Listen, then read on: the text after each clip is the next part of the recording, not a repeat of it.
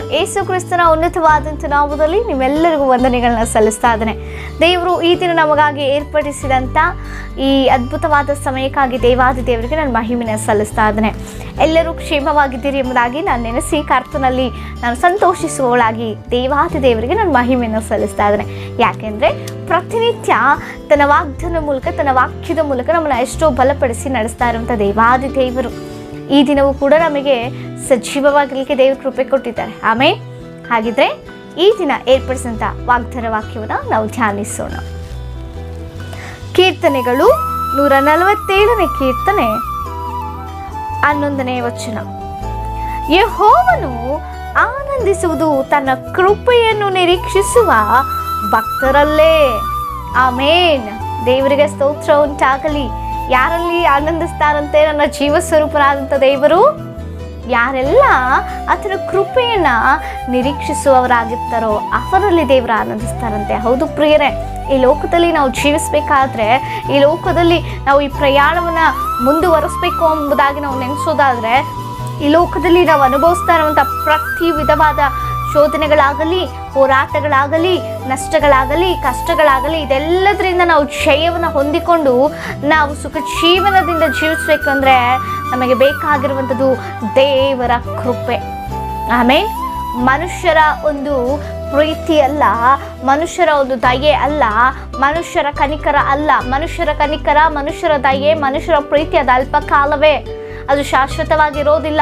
ಎಲ್ಲವೂ ಚೆನ್ನಾಗಿರುವಾಗ, ಎಲ್ಲವೂ ಅನುಕೂಲವಾಗಿರುವಾಗ, ಎಲ್ಲವನ್ನು ನಾವು ಹೊಂದಿರುವಾಗ ಮನುಷ್ಯರ ಪ್ರೀತಿ, ಮನುಷ್ಯರ ದಯೆ, ಮನುಷ್ಯರ ಕನಿಕೆ ಎಲ್ಲವೂ ಚೆನ್ನಾಗಿರುತ್ತೆ. ಆದರೆ ಒಂದು ಬಾರಿಗೆ ನಮ್ಮಿಂದ ಎಲ್ಲವೂ ದೂರವಾಯಿತು ಎಂಬುದಾಗಿ ನಾವು ನೆನೆಸುವಾಗ ಮನುಷ್ಯರ ಕನಿಕರನ್ನು ಹೊಂದಿಕೊಳ್ಳೋದು ಬಹಳ ಕಷ್ಟ. ಮನುಷ್ಯರ ದಯೆಯನ್ನು ಹೊಂದಿಕೊಳ್ಳೋದು, ನಾವು ಮನುಷ್ಯರ ಪ್ರೀತಿಯನ್ನು ಹೊಂದಿಕೊಳ್ಳೋದು ಬಹಳ ಕಷ್ಟಕರವಾಗಿದೆ ಈ ಲೋಕದಲ್ಲಿ ಪ್ರಿಯರೇ. ಅದಕ್ಕಾಗಿಯೇ ಪೌಲನು ಹೇಳ್ತಾ ಇದ್ದಾನೆ, ನಿನ್ನ ಕೃಪೆಯೇ ನನಗೆ ಸಾಕಪ್ಪ. ಆಮೇಲೆ ಹಾಲೆಲೂಯಾ. ಆತನ ಕೃಪೆ ಒಂದಿದ್ರೆ ಸಾಕು ಪ್ರಿಯರೇ.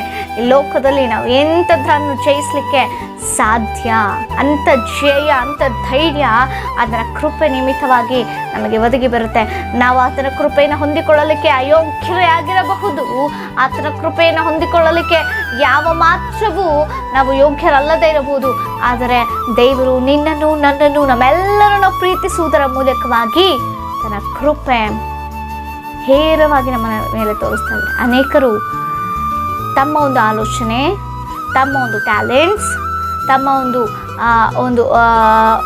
ಒಂದು ವಿದ್ಯಾಭ್ಯಾಸದಿಂದ ಆಗಿರ್ಬೋದು, ತಮ್ಮ ಒಂದು ರೀತಿಯಾಗಿ ತಮಗೆ ಇಷ್ಟ ಬಂದಂಥ ರೀತಿಯಲ್ಲಿ ನಾವು ನನ್ನ ಒಂದು ಕಷ್ಟದಿಂದಲೇ, ನನ್ನ ಆರೋಗ್ಯದಿಂದಲೇ ಎಂಬುದಾಗಿ ಅನೇಕರು ತಮ್ಮ ಮನಸ್ಸಿನಲ್ಲಿ ಅಂದುಕೊಂಡಿರ್ಬೋದು. ಅಂಥ ಆಲೋಚನೆಯನ್ನು ಇಟ್ಕೊಂಡಿರ್ಬೋದು.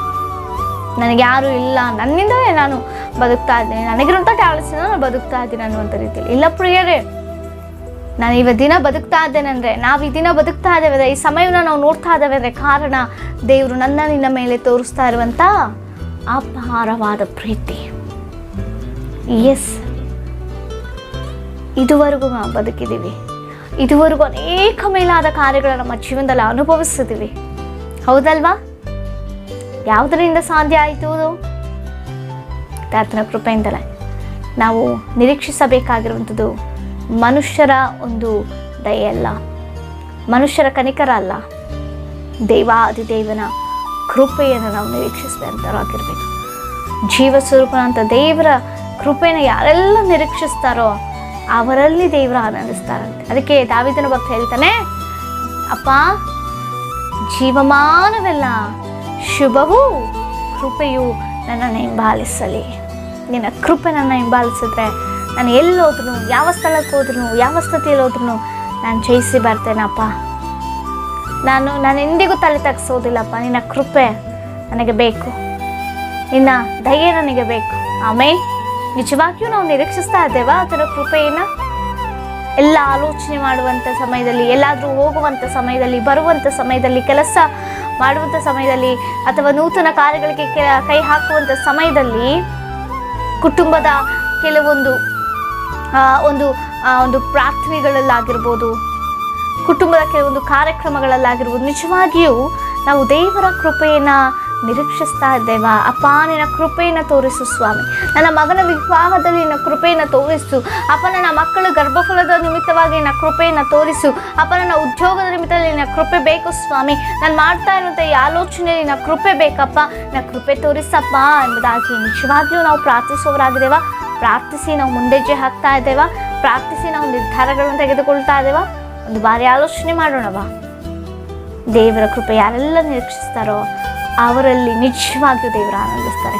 ನಿಮ್ಮಲ್ಲಿ ದೇವರು ಆನಂದಿಸಬೇಕೆಂಬುದಾಗಿ ನೀವು ನೆನೆಸೋದಾದರೆ ದೇವರ ಕೃಪೆಯನ್ನು ನಿರೀಕ್ಷಿಸಿರಿ. ಏನೇ ಪರಿಸ್ಥಿತಿಗಳು, ದೇವರ ಕೃಪೆ ನಮಗೆ ಬೇಕು. ಮನೆಯಿಂದ ಒಂದು ಕಡೆ ಆಚೆಗೆ ಹೋಗ್ಬೇಕಂದ್ರೆ ದೇವರ ಕೃಪೆ ಬೇಕು. ಅದರ ಕೃಪೆ ಇಲ್ಲದೆ ನಾವಿರ್ಲಿಕ್ಕೆ ಸಾಧ್ಯ ಇಲ್ಲ. ಆತನು ನನ್ನ ಜೀವ ಸ್ವರೂಪನ ದೇವರು ನಮ್ಮನ್ನು ಆನಂದಿಸ್ಬೇಕಂದ್ರೆ ಆತನ ಕೃಪೆ ಅತ್ಯವಶ್ಯಕವಾಗಿದೆ ನಮ್ಮ ಜೀವನದಲ್ಲಿ. ಆಮೇಲೆ ನಾವೆಲ್ಲರೂ ಆತನ ಕೃಪೆಯನ್ನು ಬಯಸ್ತಿದ್ದೀರಿ. ಒಂದು ಸಾಲಬಾಧೆ ಇರಲಿಕ್ಕೋ, ಒಂದು ಆರೋಗ್ಯ ಬರಲಿಕ್ಕೋ, ಒಂದು ಮನೆ ಕಟ್ಟಿಕೊಳ್ಳಲಿಕ್ಕೋ, ಅಥವಾ ಒಂದು ಕುಟುಂಬದ ರಕ್ಷಣೆ ಹೊಂದಲಿಕ್ಕೋ, ಮಾನಸಾಂತರ ಹೊಂದಲಿಕ್ಕೋ, ಆತ್ಮಿಕವಾಗಿ ಬೆಳೆಯಲಿಕ್ಕೋ, ಕೃಪಾ ವರಗಳ ಮೂಲಕ ದೇವರನ್ನು ಆರಾಧಿಸಲಿಕ್ಕೆ, ಆ ಕೃಪಾ ವರಗಳಿಗೋಸ್ಕರವಾಗಿಯೂ ಎಲ್ಲ ವಿಚಾರವಾಗಿ ಆತನ ಕೃಪೆ ನಮಗೆ ಅತ್ಯವಶ್ಯಕ. ಯಾರ್ಯಾರು ಆತನ ಕೃಪೆಯನ್ನು ನಿರೀಕ್ಷಿಸ್ತಾರೋ ಅವರಲ್ಲಿ ಕರ್ತನು ದೇವಾದಿ ದೇವನು ಆನಂದಿಸುವಂಥ ದೇವರಾಗಿದ್ದಾರೆ. ಆಮೇನ್ ಅಂತ ಧನ್ಯತೆ ದೇವರನ್ನು ಕೊಟ್ಟಿದ್ದಾರೆ. ಕೃಪೆಯನ್ನು ನಿರೀಕ್ಷಿಸೋಣ, ಕೃಪೆಯಲ್ಲಿ ಬದುಕೋಣ, ಕೃಪೆಯಲ್ಲಿ ಈ ಲೋಕದ ಯಾತ್ರೆಯಲ್ಲಿ ನಾವು ಜೀವಿಸೋಣ. ದೇವರು ನಿಮ್ಮೆಲ್ಲರನ್ನ ಆಶೀರ್ವದಿಸಲಿ. ನಿಮಗೇನೇ ವಿಜ್ಞಾಪನೆಗಳಿದ್ರು ನಮಗೆ ತಿಳಿಸಿಕೊಡಿ. ನಿಮಗಾಗಿ ನಾವು ಪ್ರಾರ್ಥನೆ ಮಾಡುವವರಾಗಿದ್ದೀವಿ. ಪ್ರಾರ್ಥಿಸಿಕೊಳ್ಳೋಣ. ಪರಿಶುದ್ಧನಾದಂಥ ದೇವರೇ, ಮಹೋನ್ನತನೇ, ನಿನಗೆ ಸ್ತೋತ್ರ. ಹೌದು ಕರ್ತನೆ, ನೀನು ಆನಂದಿಸುವಂಥದ್ದು ನಮ್ಮ ಕೃಪೆಯಲ್ಲಿಯೇ ಕರ್ತನೆ. ಅಪ್ಪ, ನಿನ್ನ ಕೃಪೆಯಲ್ಲಿ ಕರ್ತನೆ ನಾವು ನೆಲೆಗೊಂಡಿರುವುದಾದ ಯಾರೆಲ್ಲ ನಿರೀಕ್ಷಿಸ್ತಾನೆ ಕೃಪೆಯಲ್ಲಿ ನಮ್ಮನ್ನು ಆಶೀರ್ವಿಸುವಂಥ ದೇವರು, ನೀನು ಆನಂದಿಸುವಂಥ ದೇವರಕ್ಕಾಗಿ ಸ್ತೋತ್ರ. ಇವಾಗ ನೋಡಿದ ಪ್ರತಿಯೊಬ್ಬರನ್ನು ಆಶೀರ್ವದಿಸು ಸ್ವಾಮಿ. ಯಾರ್ಯಾರು ನಿನ್ನ ಕೃಪೆಯನ್ನು ಬಯಸ್ತಾ ಇದ್ದಾರೋ ನಿನ್ನ ಕೃಪೆಯಲ್ಲಿ ನೀನು ನಡೆಸುವುದಾಗಿ ಪ್ರಾರ್ಥಿಸ್ತಾ ಇದ್ದಾನೆ. ಇವಾಗ ಮೂಲಕ ಎಲ್ಲರನ್ನು ಆಶೀರ್ವಿಸುತ್ತಿರುವುದಕ್ಕಾಗಿ ಸ್ತೋತ್ರ. ಯೇಸುವಿನ ನಾಮದಲ್ಲಿ ಬೇಡಿ ಹೊಂದಿದ್ದೇವೆ ಜೀವಳ ಪರಲೋಕದ ಪರಮ ತಂದೆಗೆ. ಆಮೇನ್. Praise the lord.